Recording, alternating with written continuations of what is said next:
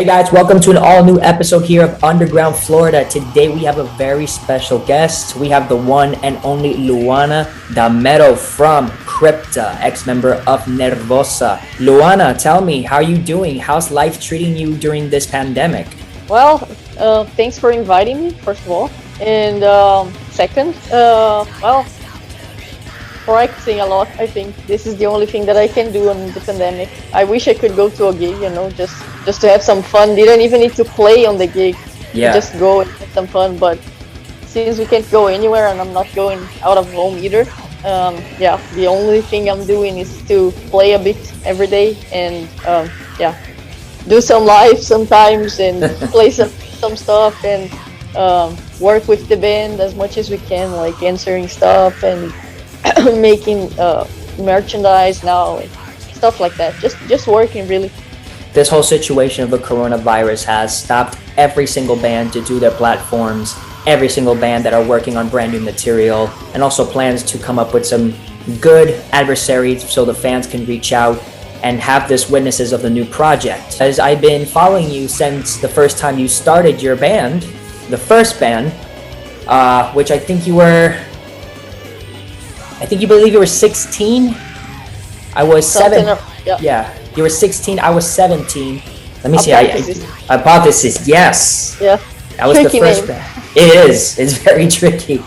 So, let's get talk to the actual experience that you had during your impact with the metal scene. At the age of 16, that was the first band that you started performing, which led on to the marking of your passion towards the genre death metal.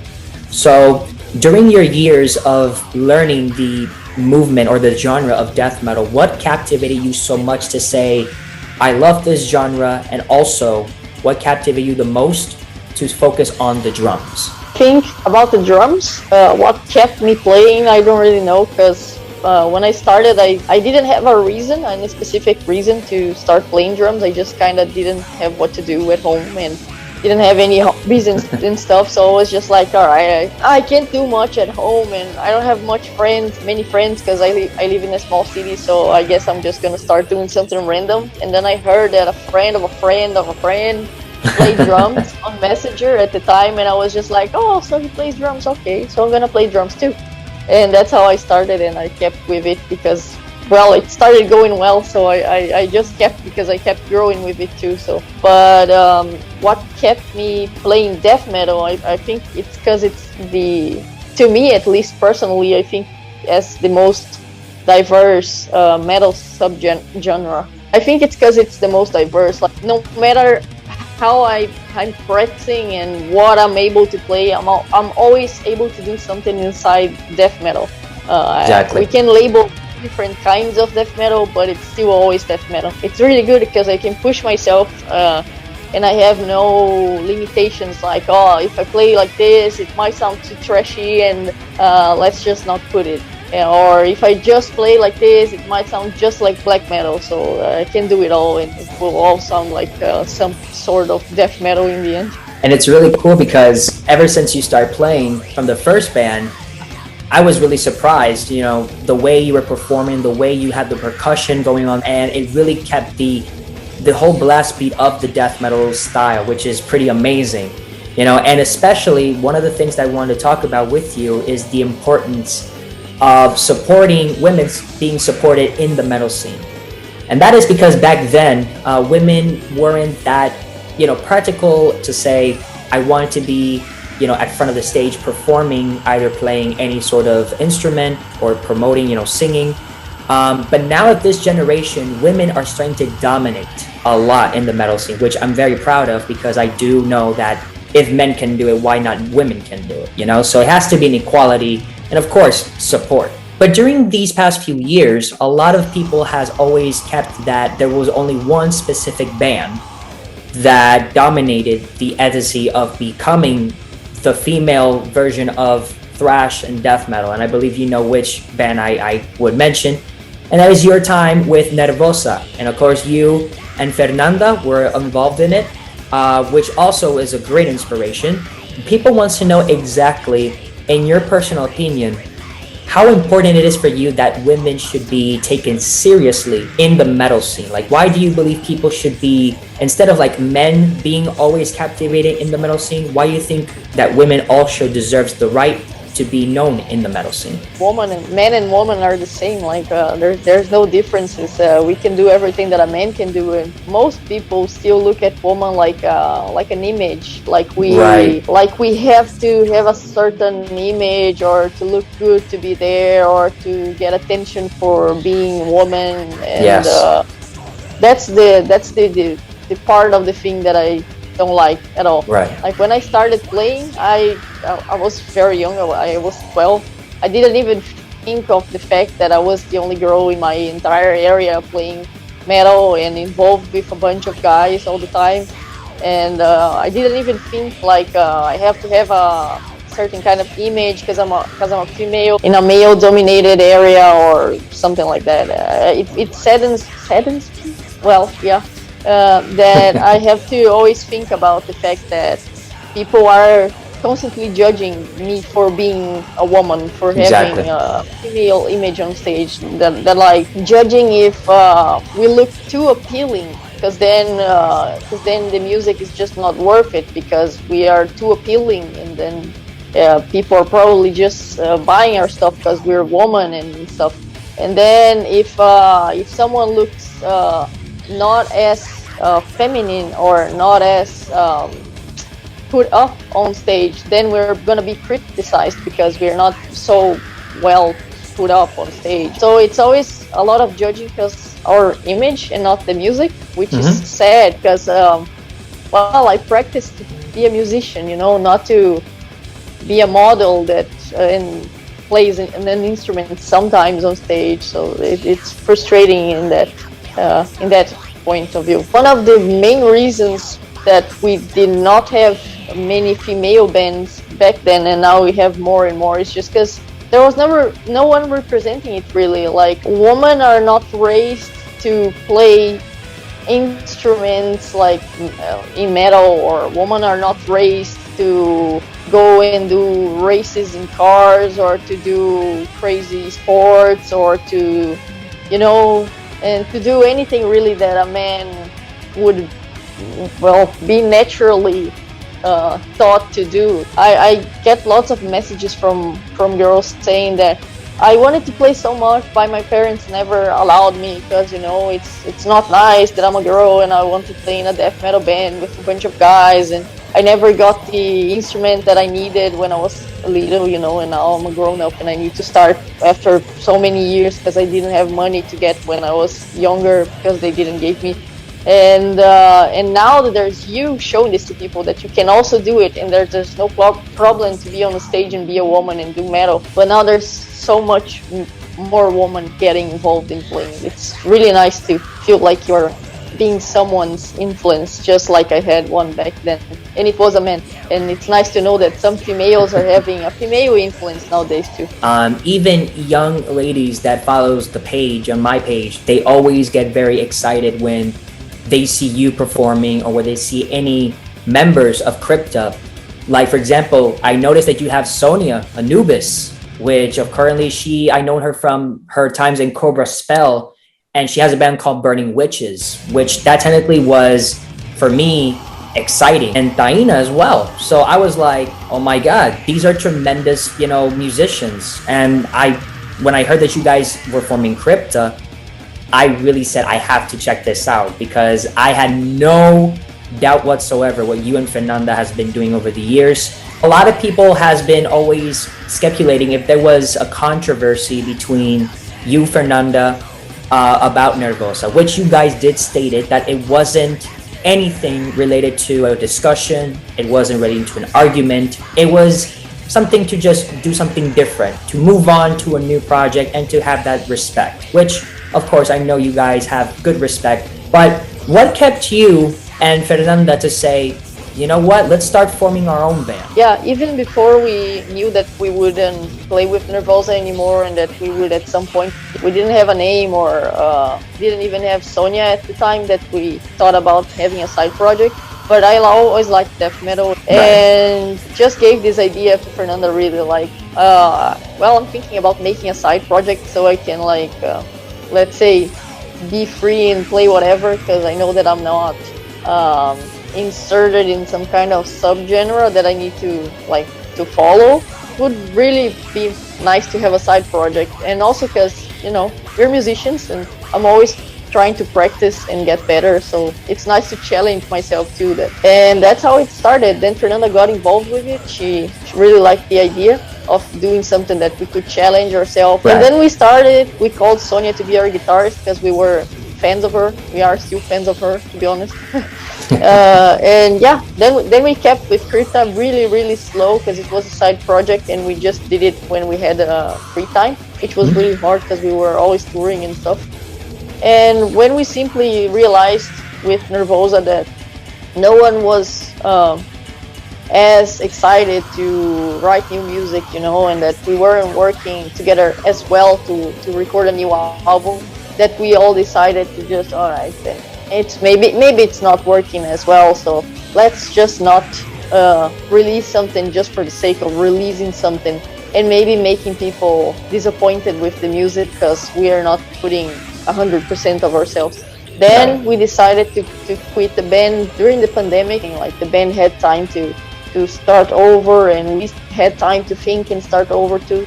And then it was when we thought that, well, since we do not have a band basically anymore and we're just here, just then let's take Crypta that we were taking so slowly and just doing in our free time. And since we have all the free time now and it's a pandemic, let's make it and work for real with it. And then this is how it started. After that, we posted that first flyer that we had Crypta, that we just announced Tainá, and yeah, that was the very beginning. After that, I really was very surprised, because I didn't knew that you both did stated about your departure from Nervosa. And even though there will be people out there that says, oh, Fernanda and of course, Luana, they betrayed Nervosa, I always say the opposite. I said there was no betrayal. There was no argument. There was no discussion. They stated their decision.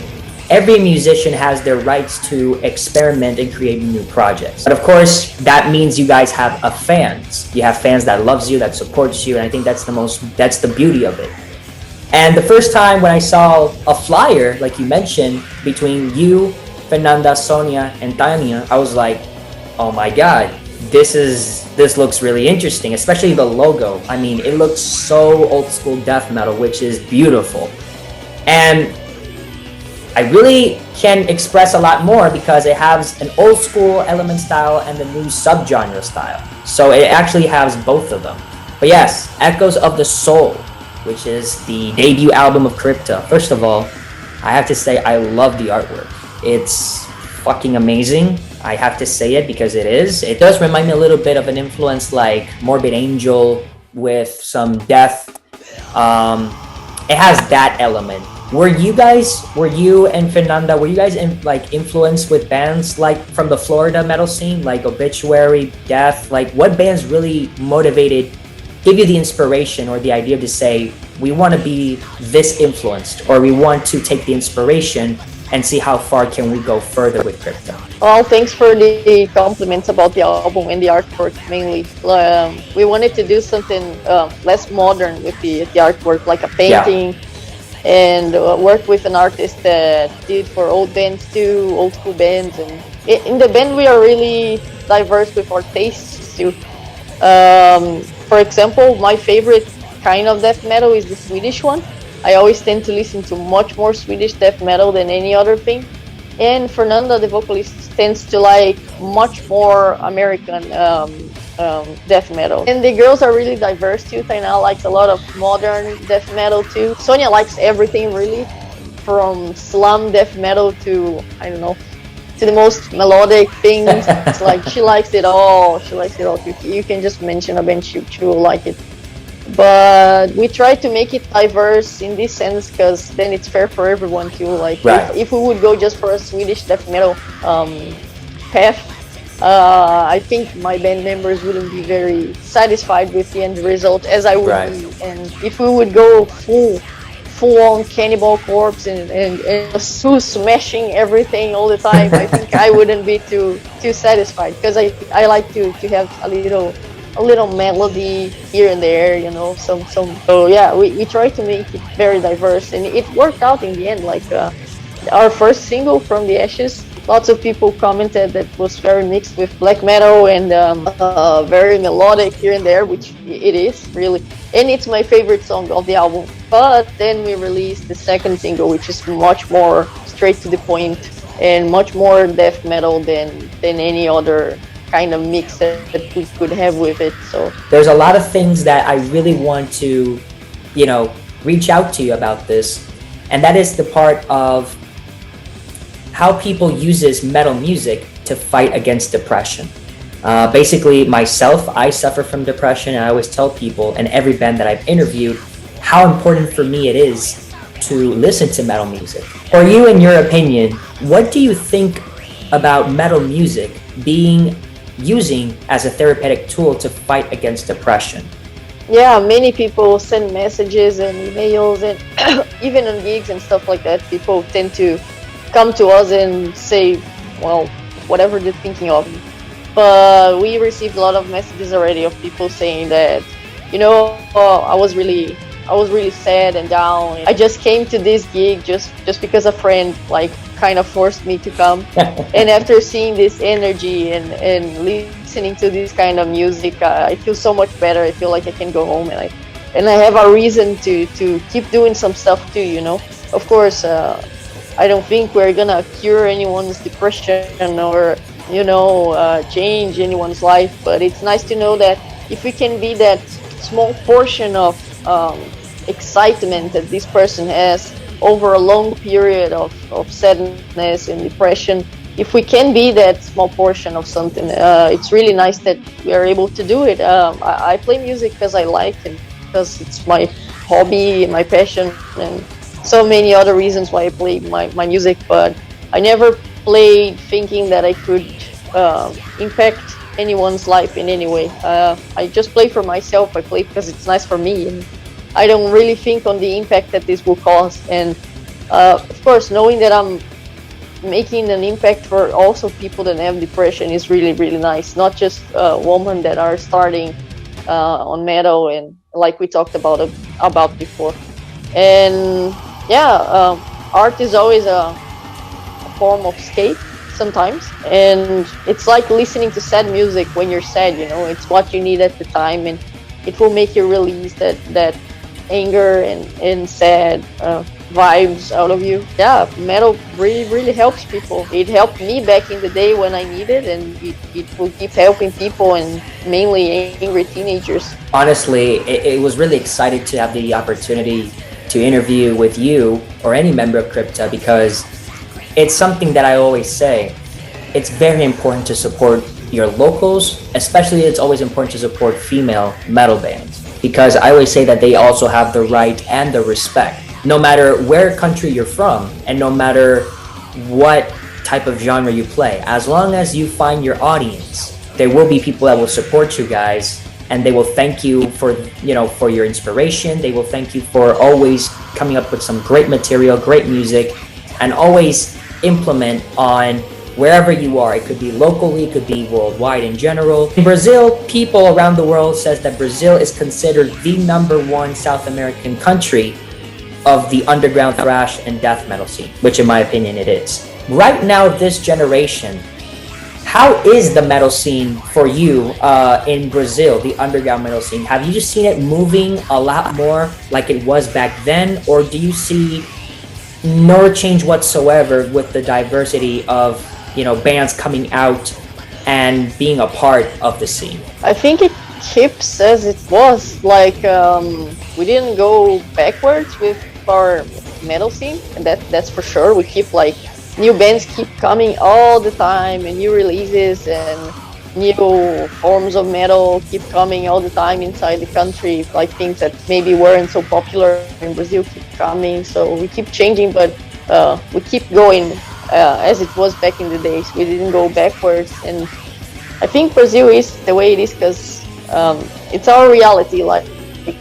In Europe and in the US, people have more money than us Latinos here in Brazil. Usually, not all, but usually. In Europe, it's much more common to have gigs all the time, you know, to have big festivals just for death metal bands, just for black metal bands, or this and that international band is coming, and it's like every week there's a gig in the big cities, and they go through all the countries and stuff like that, and people have the money to go, and if they want to go every weekend to a gig, they could do it. Most of them could do it.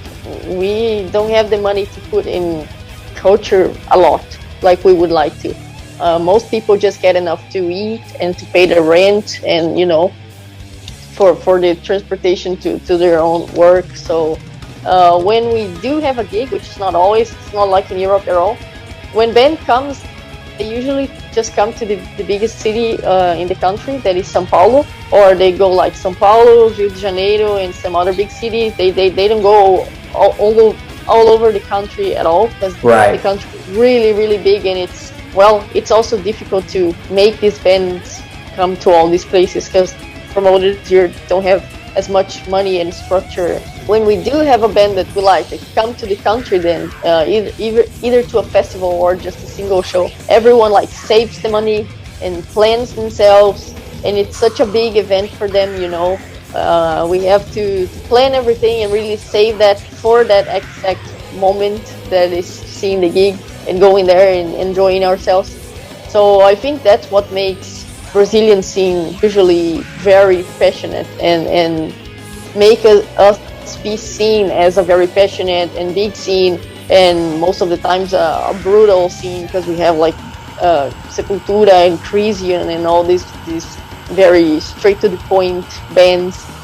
It's our reality, really. It's really true, and I can't agree with you more, because you know, where I come from in Puerto Rico, it's the same. You know, we have a scene, and most people never thought that Puerto Rico has a metal scene, you know, and a lot of people now are starting to get familiar with the South American metal scene, which is surprising, because, you know, we've been proving ourselves all these years, and still some bands were very successful, some bands, well, I don't know what happens, that, you know, they have the potential, but people seem not to say, oh, that's not what we're looking for, which is ridiculous, because there's a lot of talent anywhere. I noticed that Brazil is having a lot of local bands, which is exciting, because that way we get to see, you know, what's the next band that's going to represent, you know, where they come from, their landmark. How important for you it is to support your local metal scene? Extremely important. I mean, I had Apophysis once, and we were a local band, and we mainly played inside the state that we live. So it's extremely important to go to gigs of smaller bands and to support those bands, because, you know, maybe it's something you really, really like, and you're gonna support that band, and someone else will also really, really like and start supporting, and this is how that band will grow and appear more in the future. And if you immediately delete the idea of going to an underground gig just because it's underground and it's not a big band that you like and you would like to see, you're excluding the possibility of seeing new bands in the future, because new big bands just appear from people that pay attention to the underground thing. You know, people that listen to underground bands, they find these bands, and from there other people get to know, and they get big at a certain point. But if there was ever interested in listening to this smaller band just because they're smaller and maybe just not well produced, we will never have bigger and greater bands over time. And I feel like the bands here also don't have the opportunities that they could have. For example, we don't have the money for going to our first European tour, or money enough to save to quit our jobs and just, you know, go 2 months to the US to promote ourselves over there. It's extremely important that there's people that look to these bands and what they are going through, that, well, you know, maybe it's not well produced because they can't, and support and buy their stuff, because maybe someday they, from the support that people give, they will have more opportunities to be well produced and to promote themselves in other areas. Yeah. I always tell people, you never know what's going to happen. You never know how far can they go. You never know how far they can reach to a point where you say, wow, I judged this band from the beginning, saying that they're not going to go anywhere, and now look where they at. We have some audience here that are giving me great comments. Luciana Hernandez from Mexico says, is there any opportunity that Crypta will perform in Mexico in 2022?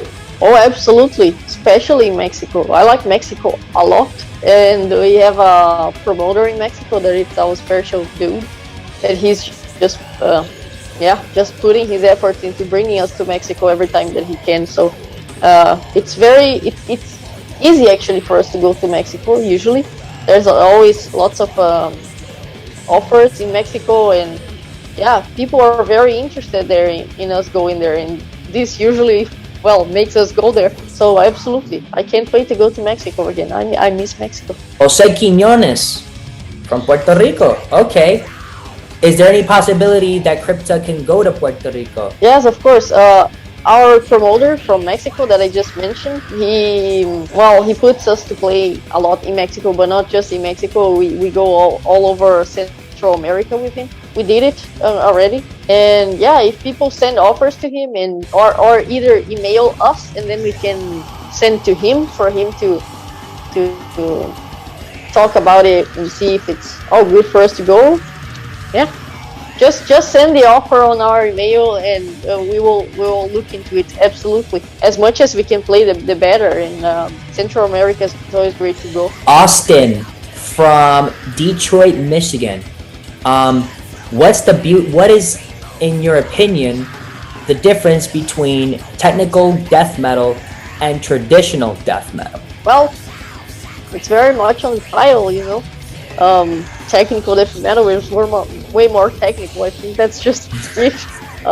Traditional death metal can also sound in so many different ways, like tradition from where, if it's traditional from the US, it's a completely different thing from traditional from Sweden or traditional from Brazil. Even Brazil has a very specific death metal sound, like Christian Rebellion. It's our tradition here, so it's nerdy stuff, which I like.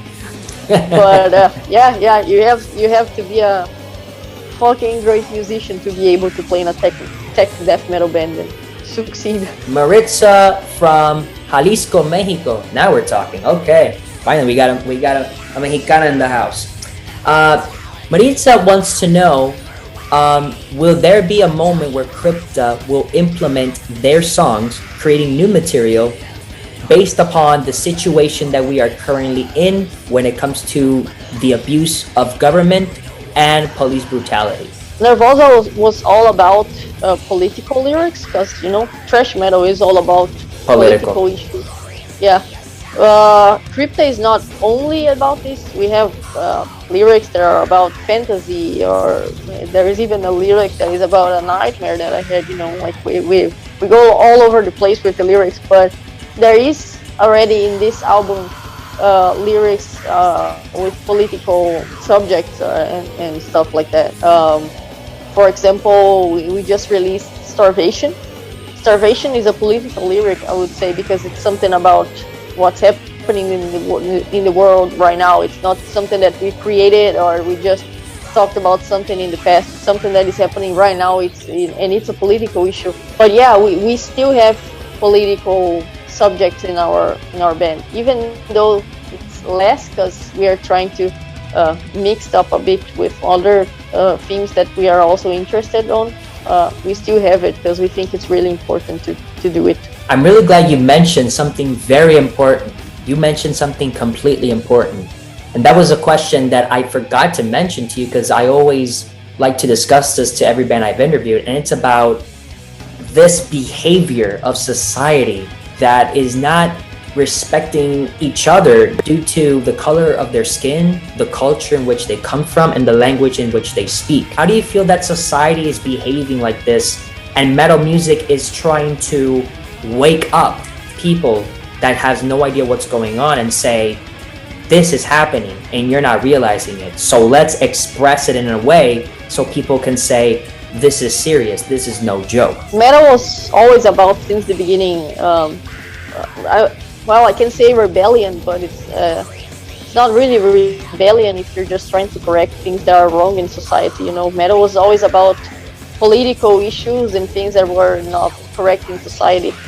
Back in the days, it used to shock society a lot because there was metal in TV too. You know, MTV was showing metal, and there was more metal for the masses to listen to. Nowadays, I feel like it's more of a thing that we do for ourselves, for our own community, because we don't have metal in radios or on TV or in public places that other people that are not into our scene can see. So we're talking about real things and important subjects that should be listened by society, but since we are not going too public about it because of the media, I feel like we're just doing inside our own community, which is awesome too. I mean, we should keep doing that. That's how it started, and I think this is the main goal of the whole thing. There is many bands that we hear about that are like promoting Nazi stuff still, like nowadays, like what the fuck, you know? What the fuck are you doing, dude?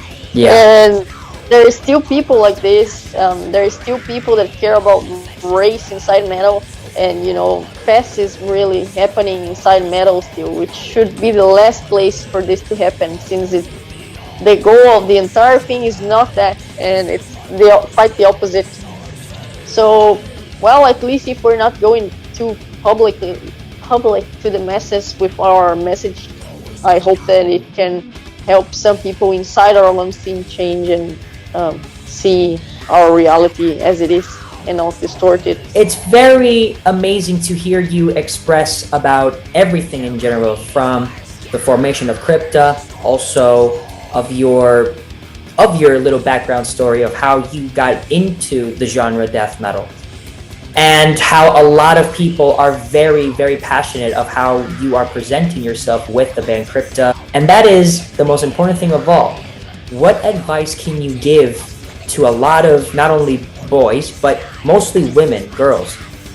What advice can you give to them so they can feel more confident of doing their own projects in the metal community? I mean, you shouldn't be any afraid of starting anything, either if you're thinking about starting a only female band, or a band with some dudes, or a band that you're mixing people.